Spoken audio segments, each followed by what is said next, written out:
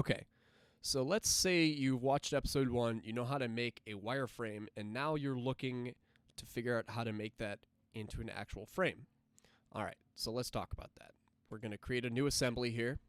First thing we're going to do is save it.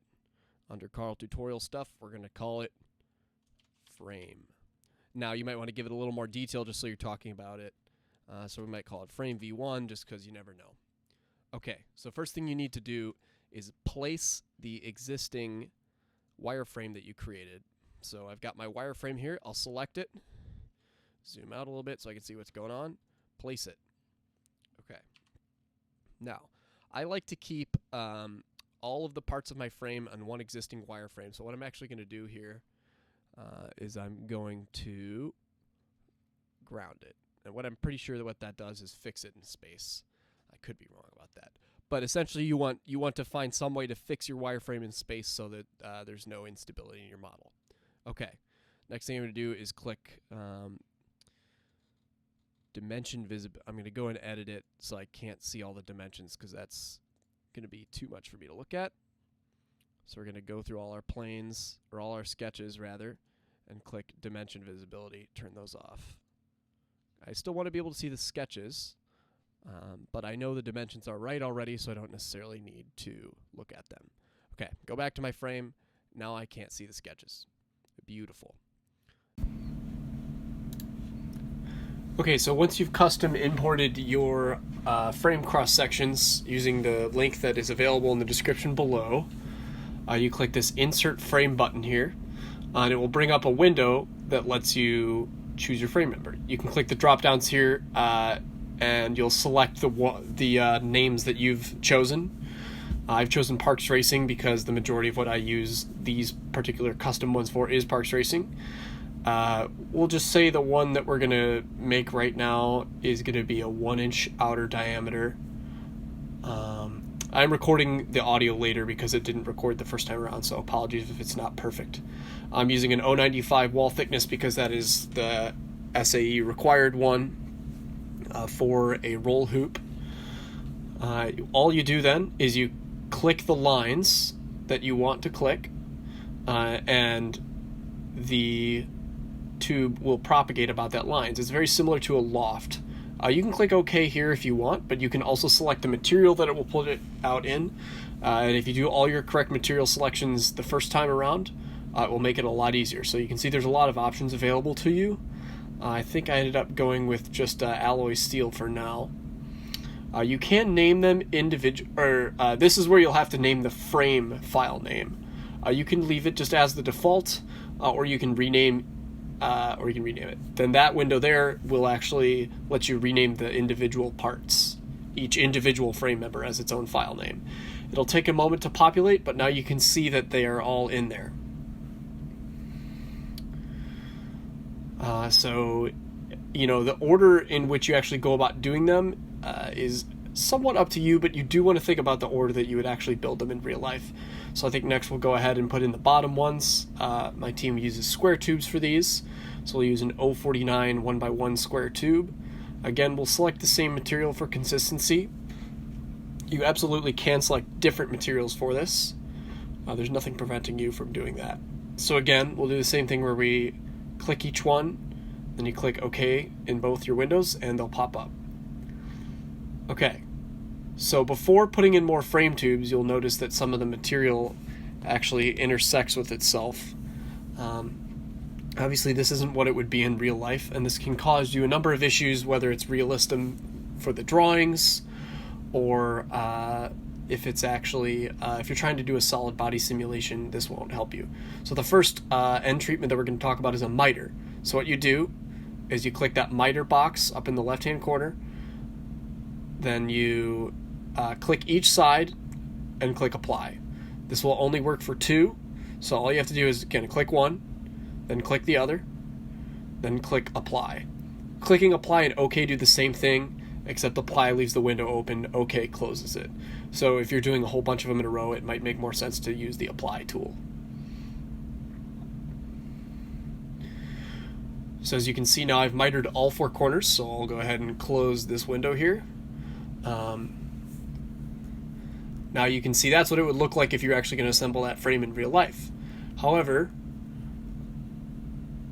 if I remember correctly, the next thing you can see is that tube, that round tube that's coming down, will actually intersect with both of the square tubes, so you can actually change your visual style to shaded with hidden edges, and now you can see that it goes through there more easily. I find that this is a useful view mode to make these types of changes. So how do we address that? That is the next question.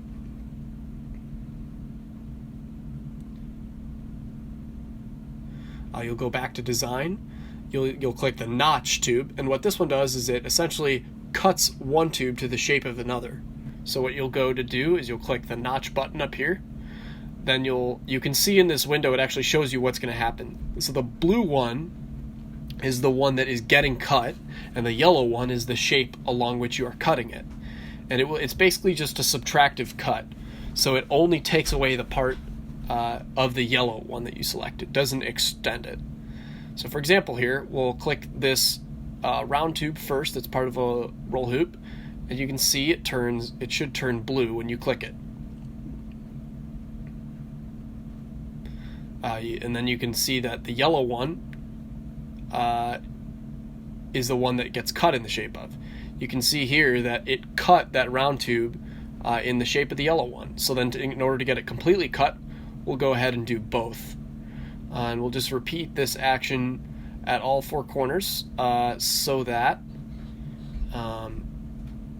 it does that. And I think what I was trying to say here is the order does matter. So you want to make very, very carefully sure that it's unlike the miter cut. You can see here if you clicked the square one first and then the round one, it would cut the square tube in the shape of the round tube, which works, but that's not what we want. In this case, we want the round tube cut in the shape of the square tube. So you can go back and delete. If you have this problem, you can go back and delete previous end treatments by right-clicking it. Click Find in Browser. It'll show you that in the browser, and then you click the drop down there, and you can see all the end treatments that it's been a part of. We want to leave the miters because we know those are correct, but we want to delete the notch because that's the one that's causing us problems. That's the one we accidentally did in the wrong order. So you can right-click and click Delete with Frame Generator. You go back to notch, and again, the one you want cut in blue first, and then the way you're cutting it in yellow second. So it's a pretty simple formula. Once you mess around with it, I think it's pretty straightforward to get, and you can really fly through these once you get a sense of what you're doing. So again, we want to cut the round one in the shape of the square one. We're going to go ahead and click the blue one first. You can see, again, I'm just looking at what end treatments have already been done. So I can see that there's been no notches done to these pieces yet. So now we do the notches, and it's exactly the way it would be in real life. And again, it's important to do both halves because it will only cut the geometry. So if you only clicked one, it only cuts half the beam. All right, so those end treatments are all now done, and that's a brief introduction to how you would do a notch cut.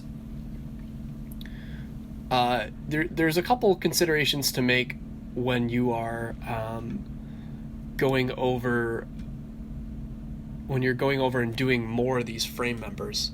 You want to make sure that you're assembling the way you would in real life. For example, if you did the top member, the top side frame member there, and then the middle one, you wouldn't actually be able to do that in real life. So what you'd actually do is put in the middle one and then the top one.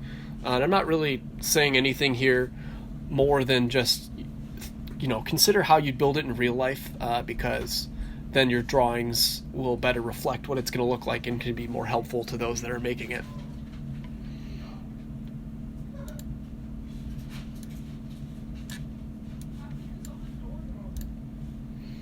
So again, we're just going to go ahead and insert a frame member. We're going to use an 049, or I guess an 065 for the middle member. And I will let you watch along as a similar process is repeated.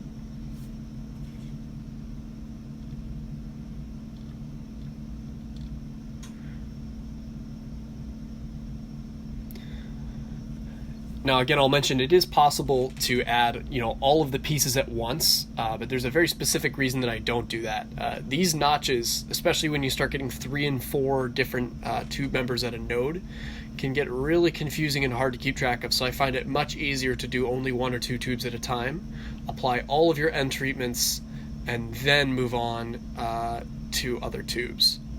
If you're real quick in a hurry, I suppose you can do it, but it takes far more time to go back and do it, to do those end treatments correctly. You can see here already, you're going to end up needing 3 notches because it's actually contacting, you can see that little part there where it's actually contacting that back, or rather the front square member there. So you need to make sure you do all 3 as separate notches, and again we'll repeat the same steps over here.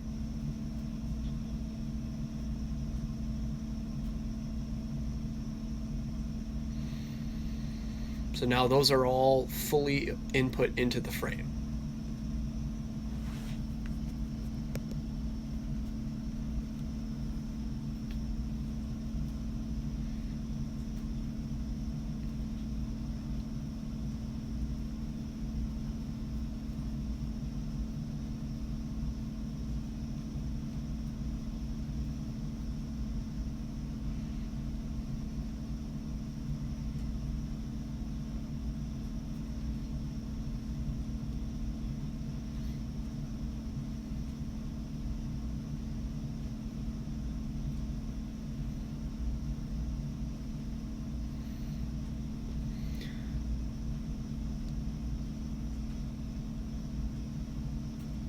The one thing I was mentioning here is that the frame analysis tool has the limitation that it can't do curved beams because it's a simple beam model.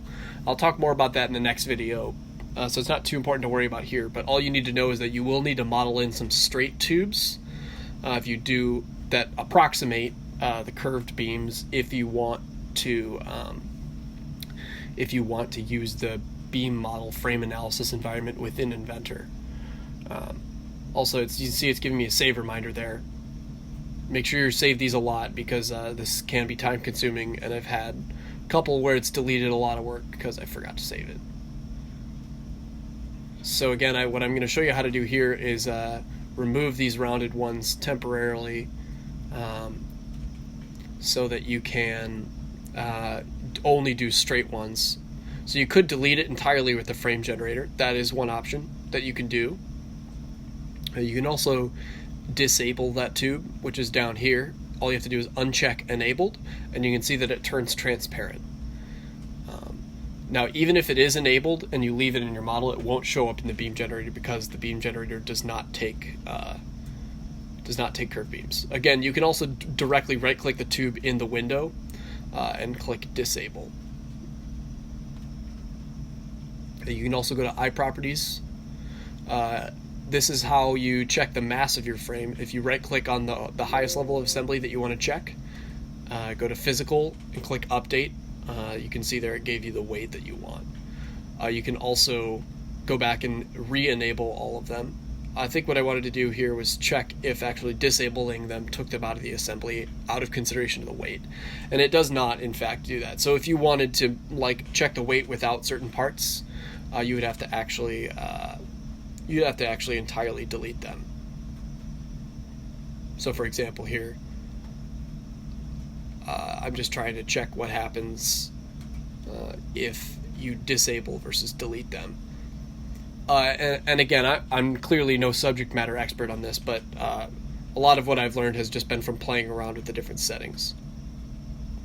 And so again, what we're doing here is we're setting up another run of tubes, and this will be the the straight line approximations of the rounded sections so that we can do a frame analysis. I'm not even going to worry about doing a miter there because these are for the purpose of analysis only. You really only have to worry about doing the end treatments if you are doing them for a manufacturing drawing or a solid body analysis, which we will not be talking about in these tutorials. Solid body analysis is another option, but it's a lot of work and I've not had a lot of success with it. So what I'll do here is I will actually leave this recording And when you come back, you'll see the fully assembled frame. All right, you can see that we've now got the entire frame finished here. I've got all my end treatments done, and I've disabled the straight line approximations, and instead I've put in the rounded approximation, or the actual rounded pieces that would be in the actual frame. So I'll switch back to smooth with edges here, so I can't see through the part. So this is in theory what it should look like, with some edges drawn to add depth. Makes it a little easier to look at, in my opinion. So in this part, we'll be looking at how to actually turn this into a drawing. So what you'll do in order to do that is the first thing you can think about is actually making an individual tube drawing. So here's a tube where that might make sense. So what you'll do is you'll actually double click on the frame to enter the part where you can select individual pieces, right click, and then open on an individual frame member that you want to make a drawing of. And what this will do is it'll actually let you pull that out and look at it on its own. Now this has a couple distinct advantages and disadvantages. The advantages of this are you can make very precise drawings out of just one single part.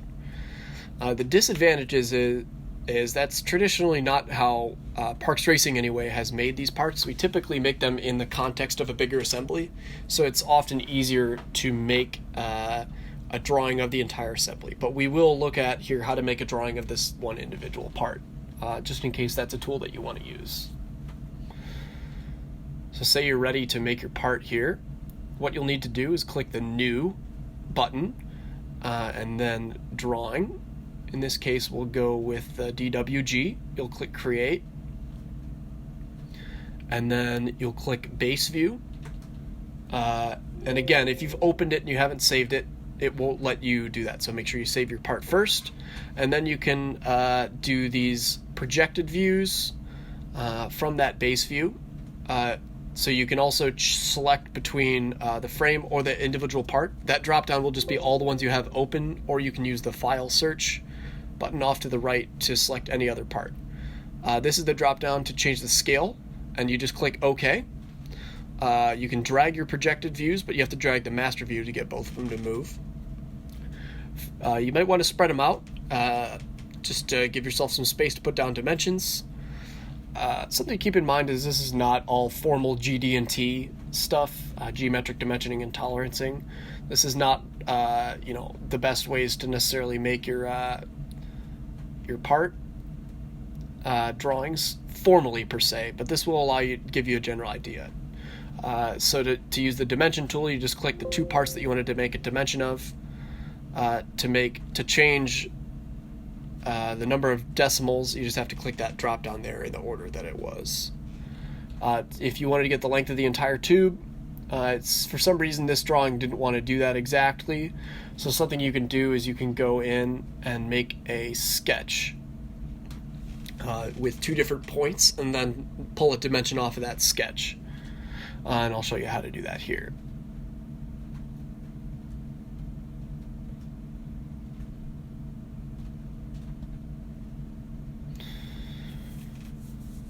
It can be difficult sometimes, like you're seeing, I'm sure, to actually get the dimension that you want.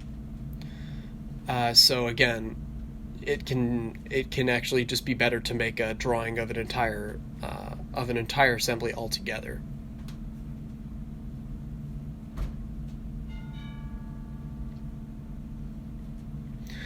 These angles can be really useful if you're just going to chop off the ends.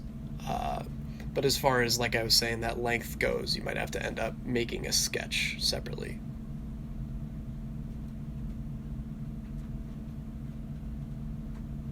So to make a sketch, you just select, you click New Sketch or one of the tools and select the part. You can put 2 points where you want them to go, and then you can click from outside your sketch then, or I apologize, for back, you can re-enter the sketch here and pull a dimension from that sketch. And again, you can see I'm clearly not the most practiced at this, but some finagling will get you pretty far. So all it's asking me there is that the 2 points are already constrained, so it won't let me drive those points with a dimension. But that's okay, because I just want to be able to pull a number so that whoever's making this part knows how long to make the tube. So this might be something like the drawing that I might give. You can see that dimension went away there, but there's probably a way to get it to stay outside. You could probably right-click that sketch and click Dimension Visibility. But this gives you a general idea. From here, you can export that as a PDF and then email it to people. But what we're going to do here is create a new drawing in the same way we did last time, going New and then to DWG. We're going to show you how to do one of the whole model. So you click that drop-down, it'll show you all the parts and assemblies that you have open, and you select the big frame that you want. Click OK if you like the scale that it's at. Again, you can drag it around. If you didn't already do a projected view, right-click the master view and click projected view.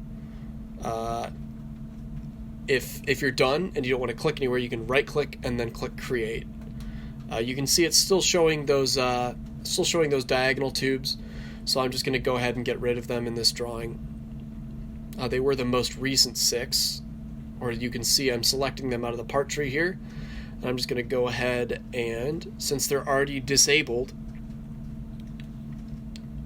I'm just going to go ahead and delete them with the frame generator so that they don't show up in the drawings. So once you're back in here, it already updated automatically, but if it doesn't, if it doesn't update automatically, you can go to Manage and then Update All Sheets. So thinking about how you're going to do your dimensioning strategy here is pretty much everything for how useful your drawing is. So you want to think about how your frame is going to actually be built.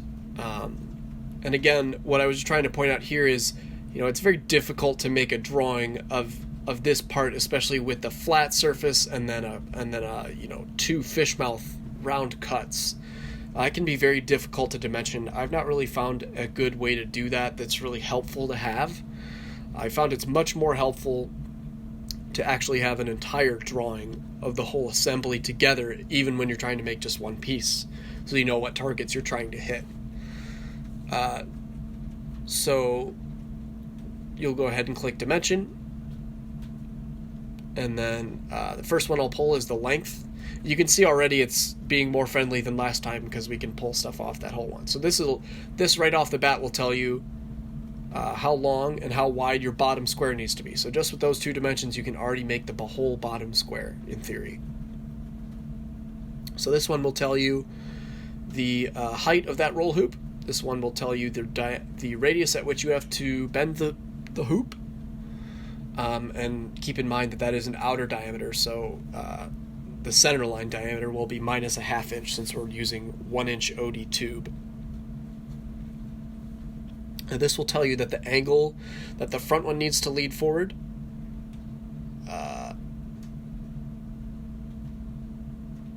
this will tell you all these different angles here. And how you choose to do your specific angles is entirely up to you. You have to think about what makes the most sense in your situation. For these ones, I was just picking ones for the ease of use here. So again, it might make sense to make an angle that you want your tube at if you're going to be using largely protractors, or I also think it's really nice to have actual distances, just because a distance at each end can be easier to measure than an angle. But again, that's something you'll have to keep in mind for your own individual use case.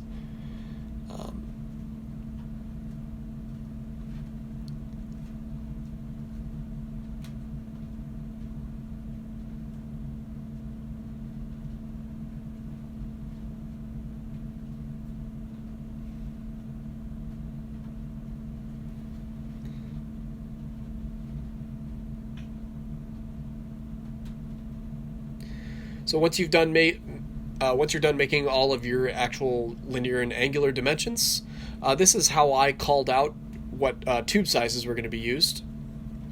So what you'll do is you click leader text, and then you'll click once, and then it'll allow you to pop off a leader, right click and click continue, and then you can type in the tube size that you're using. Here I just manually typed it in. There may be a better way to do this. Feel free to leave it in the comments below. But this is the way that I've been doing it for a while. So once you've done that, you can right click it and click add vertex or additional leader, and then you can click where you want the leader to go. So again, to try that, to show you what you need to do, add vertex leader, click where you want the arrow to end up, and then you have to zoom in and click it so it ends at the already existing green dot. Then once you have that in there, you can actually keep adding them, as many as you want, and then you can actually drag it around and reposition it to be wherever you want so that they're not all over each other. And this is really handy because you don't need to have 12 pieces of text that all say the same thing. You just need to have one and then an arrow pointing to it. Again, you can drag each of the individual green dots to go wherever you want them to go, position it however you want to position it. So again, here I was just calling out the square tubes, and you'll have to call out the round tubes separately in the same exact way.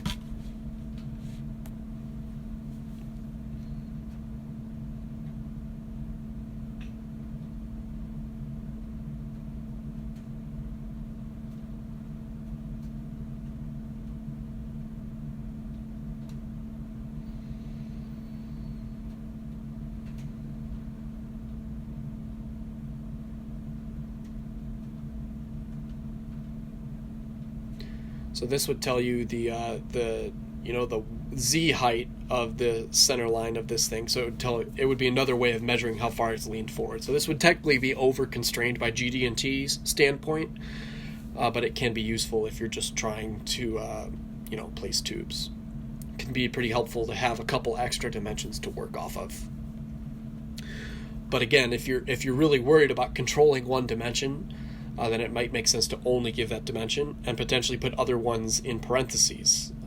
All you do to do that is double click the number and click a little drop down that allows you to put it in parentheses.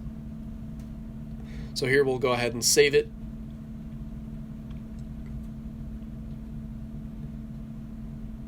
I do find it helpful to put in V versions of drawings just so you can go back and see changes that you've made.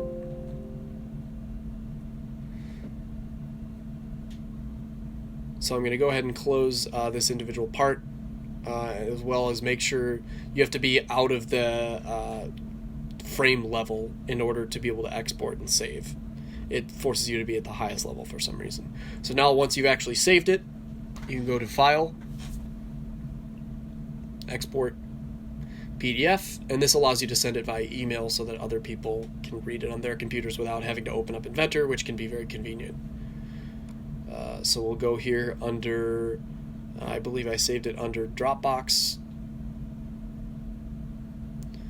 It was under PR4 chassis, Karl tutorial stuff. And again, I find it really useful to look at the, make sure you look at the PDF before you actually send it out, just so you can see what you're looking at. Again, it does change it to a white background.